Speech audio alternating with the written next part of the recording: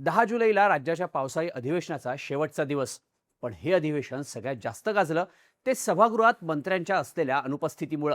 विधानसभा अध्यक्ष राहुल नार्वेकर यांनी सुद्धा मंत्री आणि अधिकाऱ्यांच्या अनुपस्थितीवरून जाहीरपणे संताप व्यक्त केला होता. तर यावरूनच गुरुवारी विधानसभेत मोठा राडा झाला. ठाकरे गटाचे आमदार आदित्य ठाकरे, भास्कर जाधव आणि भाजप आमदार अतुल भातखळकर यांच्यात जोरदार खडाजंगी झाल्याचं पाहायला मिळालं. हा वाद इतका वाढला की आदित्य ठाकरे आणि भास्कर जाधवांना राग अनावर झाला. त्यांनी भातखळकर आणि भाजपवर निशाणा साधताना राम मंदिर लुटणारे असा उल्लेख केला. तसंच भास्कर जाधव यांनी अतुल भातखळकरांना खडे बोल सुद्धा सुनावले. विधानसभेच्या सभागृहात झालेल्या या राड्याची सध्या चांगली चर्चा होते. ठाकरे, जाधव आणि भातखळकरांमध्ये झालेला राडा काय, या नेत्यांमध्ये वाद नेमका कशामुळे पेटला, पाहूया त्या व्हिडिओमधून. नमस्कार, मी शार्दूल आणि तुम्ही बघताय बोल भिडू. 22 जूनला राज्य विधिमंडळाच्या पावसाळी अधिवेशनाला सुरुवात झाली. पण या अधिवेशनाच्या कामकाजात सर्वाधिक चर्चेचा मुद्दा ठरला तो सभागृहात मंत्र्यांची असलेली अनुपस्थिती. विविध मुद्द्यांवर चर्चा करण्यासाठी किंवा विरोधी आणि सत्ताधारी पक्षांच्या आमदारांना उत्तर देण्यासाठी संबंधित खात्याचे मंत्रीच सभागृहात उपस्थित नसल्यानं मोठा गदारोळ झाला. विधानसभा आणि विधान परिषद अशा दोन्ही सभागृहांमध्ये विरोधक या मुद्द्यावरून आक्रमक झाले. यावरून सभागृहाचं कामकाज बंद पाडण्याचा प्रयत्न सुद्धा विरोधकांनी केला. इतकंच नाही तर सत्ताधारी मंत्री आणि आमदारांनी सुद्धा यावरून तीव्र नाराजी व्यक्त केली. विधानसभा अध्यक्ष राहुल नार्वेकर यांनी सुद्धा बुधवारी यावरून नाराजी व्यक्त करत मंत्री, मुख्य सचिव आणि अधिकाऱ्यांनी सभागृहात उपस्थित राहावं अशी सक्त ताकीद दिली. पण गुरुवार 9 जुलैला विरोधी पक्षातील ठाकरे गटाचे आमदार भास्कर जाधव हे विधानसभेत बोलण्यासाठी उभे राहिले. राज्यात वसई, विरार आणि इतर ठिकाणी झालेली अतिवृष्टी आणि पूर परिस्थितीमुळे झालेल्या नुकसानाबद्दल सरकारला प्रश्न विचारण्यासाठी भास्कर जाधव उभे होते. पण यावेळी मदत आणि पुनर्वसन खात्याचे मंत्री सभागृहात गैरहजर होते. त्यावरून बोलताना भास्कर जाधव म्हणाले, राज्यावर आज एवढं मोठं संकट आलंय, राज्यकर्ते म्हणून आपण त्याची दखल काय घेतली?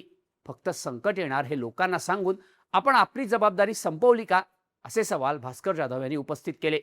याची उत्तरं कोण देणार मला माहीत नाही. सध्या राज्याची परिस्थिती काय आहे? महसूल मंत्री, पुनर्वसन मंत्री नसतील. मुख्यमंत्र्यांचं मी समजू शकतो, पण राज्याचे 2-2 उपमुख्यमंत्री आहेत. पण त्यांच्यापैकी कोणीच सभागृहात का नाही, असा प्रश्न करत भास्कर जाधव यांनी संताप व्यक्त केला. तेव्हा आपण सरकारच्या बाजूनं उत्तर द्यायला उपस्थित आहोत, असं मदत व पुनर्वसन खात्याचे राज्यमंत्री आशिष जयस्वाल यांनी सांगितलं. त्यावर तुम्ही उत्तर देणार, मग चर्चाच बंद करून टाकतो. तुम्हाला त्रास कशाला? मला तुमचा अपमान करायचा नाही, पण महाराष्ट्रावर एवढं मोठं संकट आलेलं असताना जर चटावरचं श्राद्ध उरकावं अशा पद्धतीनं जर एखाद्या राज्यमंत्र्याकडून आम्हाला उत्तर मिळणार असेल तर ही चर्चा करायचीच कशाला, असं भास्कर जाधव म्हणाले. तेव्हा सरकारची बाजू मंत्री म्हणून मांडली जाणार आहे, असं तालिका अध्यक्ष समाधान आवताडे यांनी भास्कर जाधव यांना सांगितलं. पण कॅबिनेट मंत्री गेले कुठे, या प्रश्नावर भास्कर जाधव ठाम राहिले. तेव्हा आशिष जयस्वाल यांनी पुन्हा एकदा सरकारची बाजू स्पष्ट केली. मदत व पुनर्वसन खात्याचे कॅबिनेट मंत्री हे आपत्ती व्यवस्थापनासाठी घटनास्थळी गेलेत. त्यामुळे कुठल्या मंत्र्यानं उत्तर द्यावं असा आग्रह तुम्हाला धरता येणार नाही. मदत व पुनर्वसन खात्याचा राज्यमंत्री म्हणून मी सरकारच्या बाजूने उत्तर देणार आहे, असं जयस्वाल यांनी स्पष्ट केलं. राज्यमंत्र्यांचं हे उत्तर ऐकून भास्कर जाधव आणखीनच संतापले. राज्यावरच्या संकटाच्या बाबतीत सरकार जर अशा बेजबाबदारपणे, निर्दयीपणे, उद्दामपणे आणि आमच्याकडे बहुमत आहे म्हणून कसंही वागणार असेल तर नुसती चर्चा करूया, भाषणं करूया आणि विषय संपून टाकूया, असं भास्कर जाधव म्हणाले. यावरून भाजपचे कांदिवली पूर्वचे आमदार अतुल भातखळकर मध्येच बोलायला उभे राहिले आणि त्यांनी जाधव यांना प्रत्युत्तर दिलं. इतक्या महत्त्वाच्या विषयावर सभागृहात चर्चा सुरू आहे. 2-2 कॅबिनेट मंत्री सभागृहात उपस्थित आहेत. ज्या विषयावर चर्चा आहे त्या विषयाचे राज्यमंत्री उपस्थित आहेत. अशावेळी ज्यांना विरोधी पक्षनेता होण्याची भयंकर आस लागली आहे त्यांना या राज्याचे मदत व पुनर्वसन मंत्री कोण आहेत हे माहीत नाहीये. राज्य सरकार संवेदनशीलपणे उत्तर देत असताना सरकार बेताल आहे, उद्दाम आहे, अशा प्रकारची असंसदीय भाषा कशी काय वापरली जाते, असं म्हणत भातखळकरांनी भास्कर जाधव यांना प्रत्युत्तर दिलं. यानंतर आदित्य ठाकरे सुद्धा उभे राहिले. त्यानंतर अतुल भातखळकर यांनी तुम्ही खाली बसावं असं त्यांना सांगितलं. यानंतर आदित्य ठाकरे आणि भास्कर जाधव हे दोघंही चांगलेच आक्रमक झाले. तुम्ही आम्हाला बसायला सांगू नका, तुम्ही राम मंदिर लुटणारे आहात. राम मंदिर लुटणाऱ्यांनी आम्हाला खाली बसायला सांगायचं नाही, नीट बोला, वय बघा तुमचं, तुम्ही आधी खाली बसा, असं आदित्य ठाकरे चिडून म्हणाले. त्यानंतर तालिका अध्यक्ष आवताडे यांनी दोन्ही बाजूंना शांत केलं. पण तरीही अतुल भातखळकर शांत बसले नाहीत.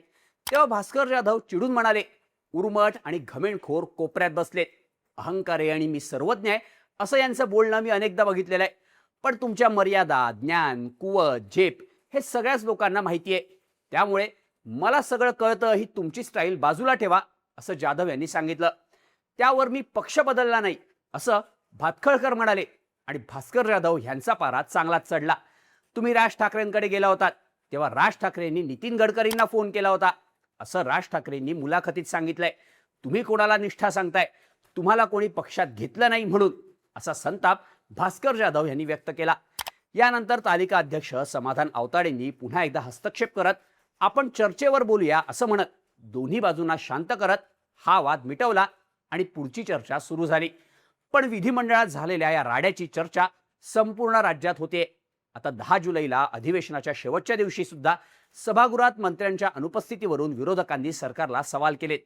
एकंदरीतच अधिवेशन काळात मंत्र्यांची असलेली गैरहजेरी आणि त्यावरून ठाकरे, जाधव आणि भातखळकरांमध्ये झालेला राडा चांगलाच गाजल्याचं पाहायला मिळतंय. या सगळ्या राड्याबद्दल तुम्हाला काय वाटतं? याबद्दलच्या तुमच्या प्रतिक्रिया कमेंट करून नक्की सांगा आणि अशाच माहितीपूर्ण व्हिडिओजसाठी बोलभिडूच्या YouTube चॅनलला सबस्क्राईब करायला विसरू नका.